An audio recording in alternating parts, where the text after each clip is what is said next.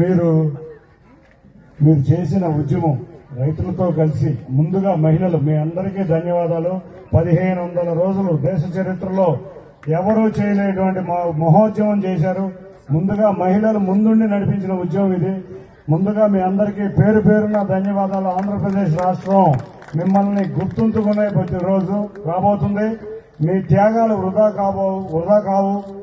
మన ప్రజాప్రభుత్వం రాబోతుంది. ఇంకొక 3 నెలల్లో మీరెంతో కష్టపడ్డారు. పోలీసులని లెక్క చేయకుండా ఎన్నో ఇబ్బందులు పడినా కూడా ముందుండి ఉద్యమాన్ని నడిపించారు.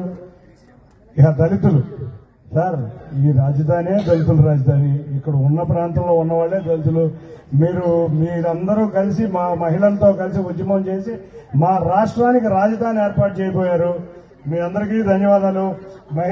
మహిళలే కాకుండా రైతులు 33,000 ఎకరాలు ఇచ్చి మంచి పంట భూములు ఇచ్చి ఈ రాష్ట్ర అభివృద్ధిలో మీరందరూ రాష్ట్రం కోసం త్యాగం చేశారు. మీ త్యాగాలు వృధా పోవు.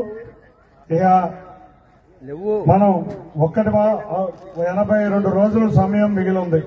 మీరు పడ్డ కష్టం ప్రతిఫలం రాబోతుంది.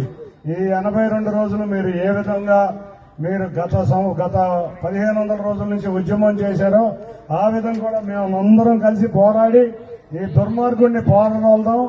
ఎవరైతే మిమ్మల్ని ఇబ్బంది పెట్టారో అటువంటి ప్రభుత్వం 175 నియోజకవర్గాల్లో ఎక్కడా ఈ రాజధాని ప్రాంతంలోనే కాదు, ఎక్కడా అభ్యర్థులు దొరకట్లేదు. అటువంటి వారు ఎక్కడా గెలవకుండా 165 నియోజకవర్గాల్లో ప్రజాప్రభుత్వం జనసేన టీడీపీ అభ్యర్థులు గెలిచేదాకా అందరం కలిసికట్టుగా పోరాడి ప్రజాప్రభుత్వాన్ని ఏర్పాటు చేసుకుని మన కళల రాజధానిని అమరావతిని సాకారం చేసుకుందాం. తప్పకుండా మీరు అందరికీ పేరు పేరున ధన్యవాదాలు. ఈ అవకాశం ఇచ్చిన నిర్వాహకులందరికీ ధన్యవాదాలు తెలుపుకుంటూ జై అమరావతి, జై జై అమరావతి. Thank you.